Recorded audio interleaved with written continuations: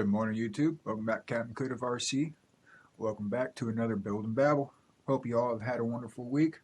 Hopefully this Friday's treating you guys well. It's going to go nice and smooth, and you guys are going to have a great weekend after today.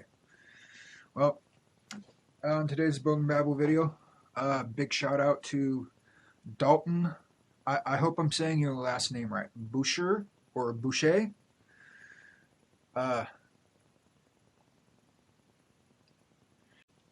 For those of you who may not have seen it, I had what I think it might be a very rare break. I don't know. I've personally never seen this. I've talked to a few other people. 2 other people have seen this, but we haven't seen videos on this yet. And the fix is really simple, actually. It's just you get a new diff set, a new diff gear set, ARA 310985. And then you just put the gears in. It's a simple fix. It's really straightforward. If you want to get rid of the LSD plates, I'll put the part number right here on the screen for you guys. Close on these gears, you can see that this collar is broken off. It didn't get ground off. It broke off. Okay, and you can see all 4 of these collars are broke off too. Let's see. Oh, my lighting sucks, y'all. Yeah, you guys can see that one real well. Now,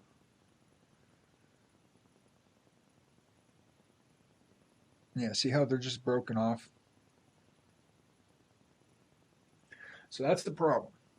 What I'm doing right now, this is my spare differential. Okay, I already have my other spare back in the Kraton. That's why the Kraton's running well. So I ordered another gear set so I could rebuild this spare differential. I have this spare case here that I'm going to use. Unfortunately, I have to switch cases because this case is pretty well damaged. It's seen better days. This was used as a center differential and it had stuff caught up in it and it just got worn out. But simple fixes. It's all really simple R&R stuff. No big deal. Sorry for the mess on my work table today, you guys. I've got a lot of projects going on here in the shed, to include RC cars, so I've been slacking on organizing and cleaning. And one of these weekends I got to get all this cleaned up. I got to get over there cleaned up in my shed. All right. So first thing I need to do is I need to remove this little grub screw. There's a grub screw right there. When you remove this grub screw, then you can get this pin out. Okay? And that pin's going to slide through that little grub screw hole. Oops. And it takes a second to get it lined up, but once you get it lined up, it'll come through like that. See? Got that screw out. Now I can pull my outdrive out. Then I can get all these washers out, or shims, whatever you want to call them. I'm going to get a spare bearing on this new one. There we go. New bearing on that diff cup. Oh, forewarning, I'm also one thing. Keep in mind, these seals, they go right in there and right in there, in that little hole. I have new seals coming. I don't have any extra, so when you go to put this, as I put this stuff together, I'm going to tell you, you got to put that seal in. Even though I'm not putting that seal in, I have them coming. They'll be here in a couple days, so I can't do that, and I'm not going to put fluid back in it. So you have a couple of these real thin, small ones, a wider, thin, small one, and then a thick, wide one. Okay. Now this shim kit is for the limited slip differential plate in the 29mm differentials of the Arma EXB cars. It'll come in the Italian EXB, the Outcast EXB, and the Kraton EXB.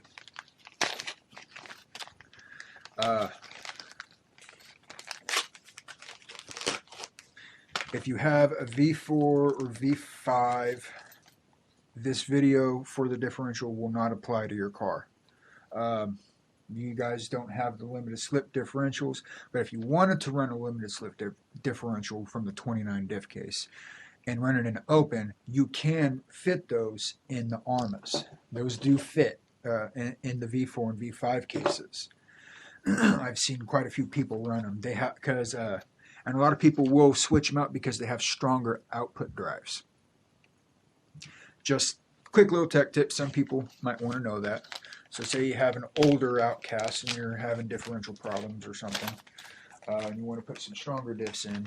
These diffs are a little stronger, allegedly, but I really don't know how strong, because I don't personally have one of those to compare it with. But that's just something I've heard.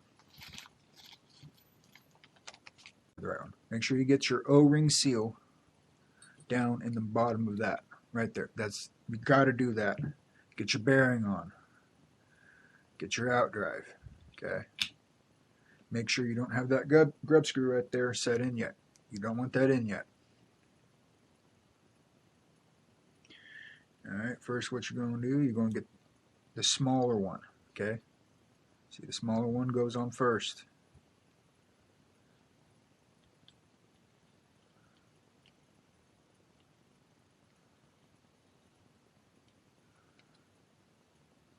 Then you're going to get the big one on second, and then you're going to put another small one on top.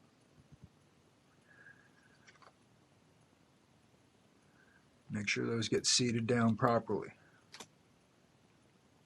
Now, a good way to line this hole up is the hole goes in line with that.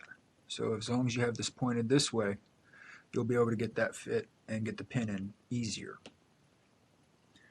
So grab your pin,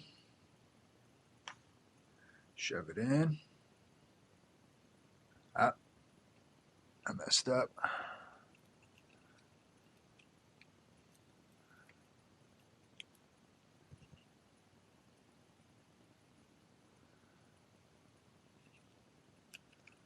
Now this can be finicky. I'll be honest.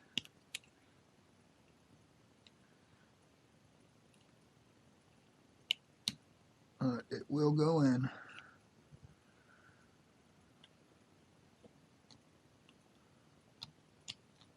Bam, just like that. See? So now I got 3 shim, an O-ring, 3 shims, your out drive cup, your pin, and everything. Then you get your big thick one. That goes on over the collars like that. Okay? And then you put it all together. Sometimes you have to do a little twisting, but bam, there you go. Sit right in. Now you're good to go. So now we'll grab our bars and our plates. Got one together. Got 2 together. Make sure you have the gears pointing inside, just like that. You can get your plates on. Okay.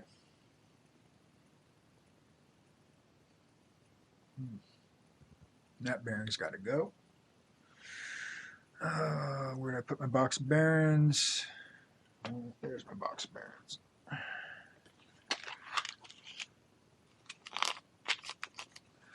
This one?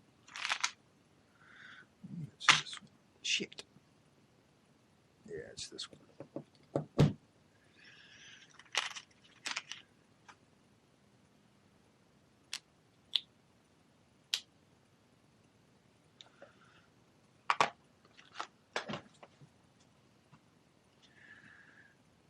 Alright.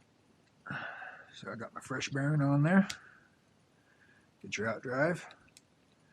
Drive in. Now remember, I don't have seals. I got new ones coming. But make sure you put the seal, the O-ring seal in there, and make sure it stays seated, all right? That's very important, you guys. Otherwise, you guys are going to lose all your diff fluid. By the time you get through your second battery pack, your diff's going to be out of fluid, and the inside of the diff housing is going to be soaked in silicone fluid. It sucks, it's nasty, and it's annoying. All right, well, after you get the O-ring in there, right? Got your O-ring in, put the small washer on first, okay? Then you get the bigger, wider washer on second. Then one more small washer, or shim, okay? Grab your pin. This one's more simple than the inside the diff. You can actually get it with your fingers. Bam. Slide that in. And you're golden. Alright? Get your big fat washer. The big fat shim. Okay? Goes on the back. Around the collars. Bam. There we go. That's ready to go on now. Okay? And these assembled, you're ready to put these into place.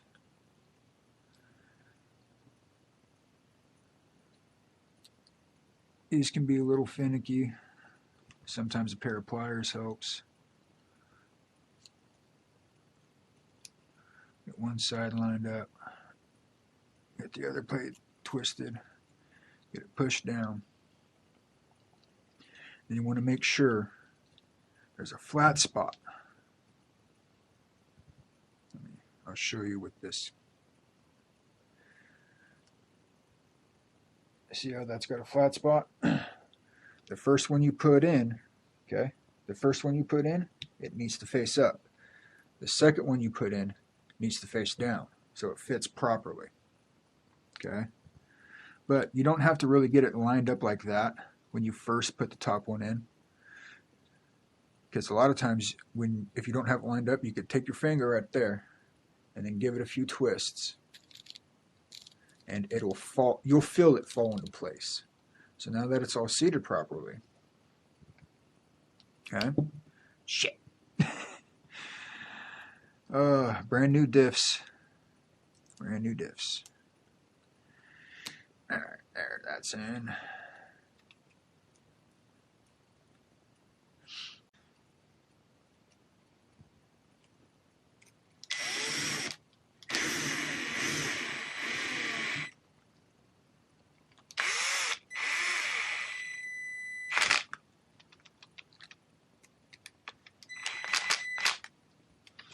All right, so I got 2 screws in. Now what I want to do is I want to check and see how it feels.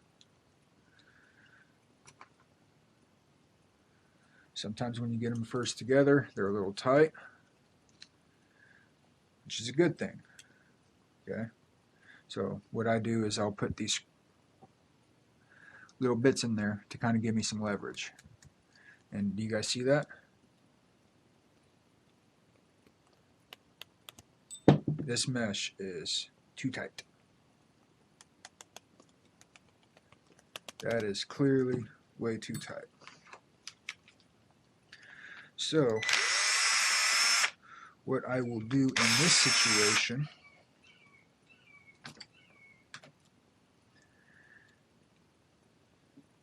is I'm going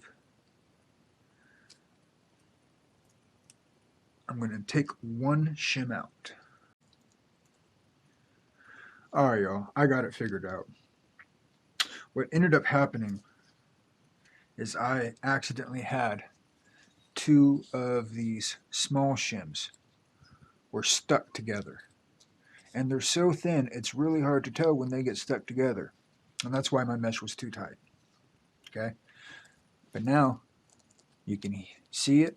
It's nice and smooth, right? When you're testing this, go all the way around on one side, just like this, okay? And then do it in the opposite direction on the opposite side. Make sure you're not running into any funny business. Make sure nothing's locking up, okay? What you're also feeling for is teeth engagement. You could feel the teeth engagement, trust me. You just turn it slightly and you'll feel do-doop, do-doop, do-doop, do-doop, do-doop, do-doop. I mean, you might even be able to hear it if I put it close. Listen very closely.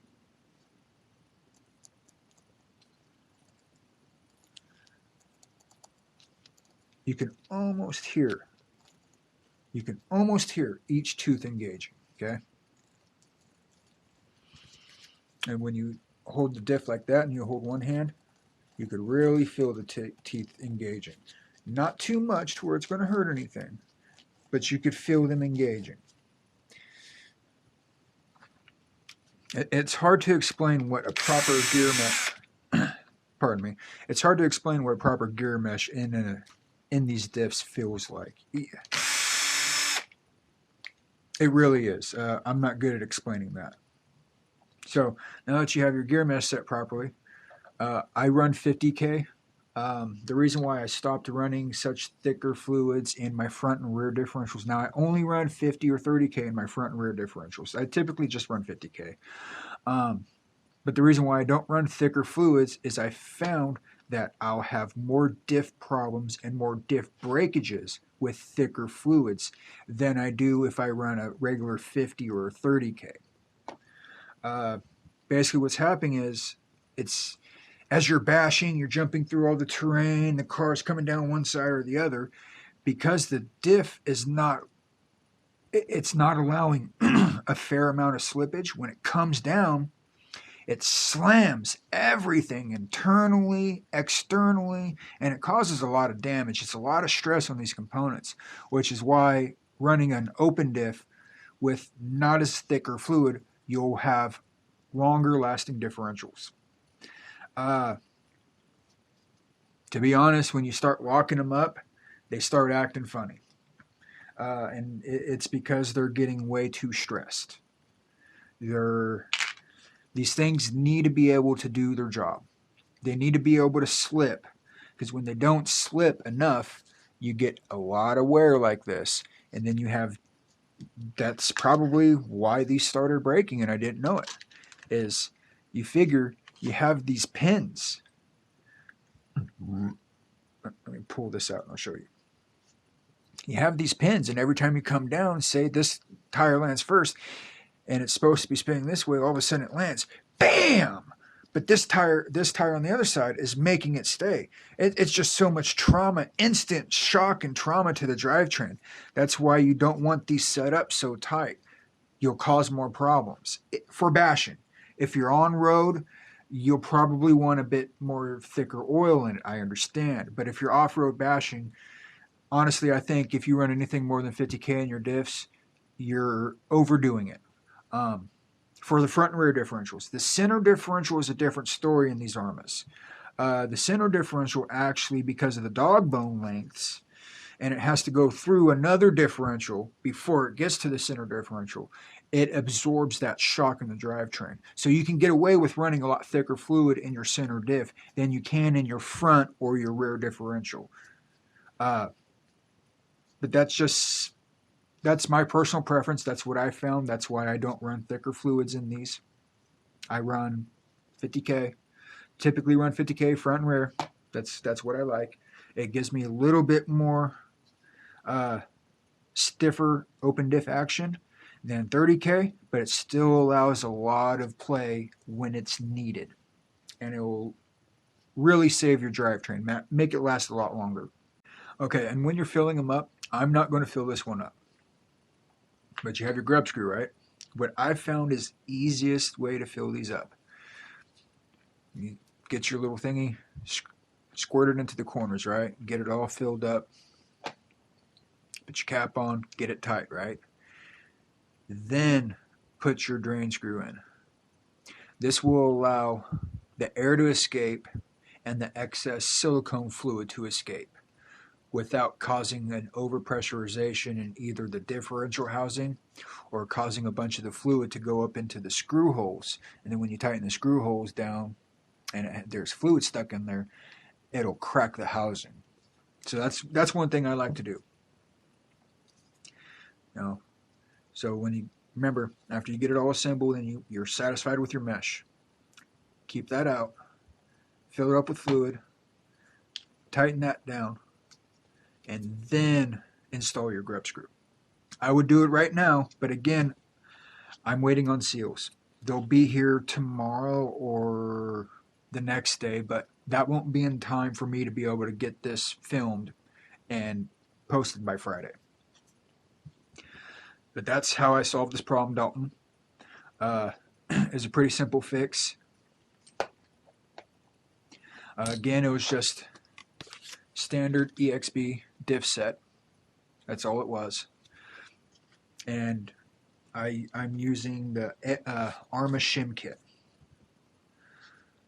Arma 29 millimeter diff shim kit is what it's called. I'll get the part number and I'll put the part number right here for you. But that's basically all it is. But that's not part of the kit. And again, if you want to know how they go together, okay, you have one at the bottom, big one in the middle, little one on top. This one goes on top with the crown gear, okay? Just the final overview, just to make sure you got it, okay? Pretty simple. Sometimes some of the diffs may have issues and may fit real tight. If that's the case and it's super tight, you can remove the bottom one. I would never remove the top, and you always leave this one in. The reason why you got to leave this big wide one in is because when this big washer on the crown gear comes in and it's spinning, you don't want this digging into the plastic case. That's why this big washer is there. So yeah, guys, that's going to do it for today's video. Dalton, I appreciate your comment. Hopefully this video gives you a pretty good explanation on how to look into your differentials, how to do your shimming properly, how I do my oiling, how I assemble it, and so on and so forth. Hopefully it helps you out a lot, and anybody else who finds this helpful, there you go. I'm glad you guys found my channel. I appreciate everybody, guys, who subscribed, liking the videos, watching the videos. You guys are the foundation of this channel, and I truly appreciate each and every one of you guys. If you guys have any questions about these differentials or anything else that I can answer in the comments, just leave it in the comment below, and I'll get to it as soon as I can. If I don't get to it within the first couple days, I apologize. The weekends are always really busy for me. That's just kind of how life goes. I get to them as soon as I can. I try my best to answer each and every comment or question. Even if it's not a question in a comment, I'll do my best to interact and make sure y'all feel included. That's what this channel is about. This channel is about helping and having fun. So yeah, guys, that does it for today. Thank you guys for watching another episode of Build and Babble. I hope you guys have a great weekend. Stay safe out there, but most importantly, have fun. Stay blessed, and I'll catch you guys on another beautiful sunrise Sunday. Captain Could've, over and out, y'all.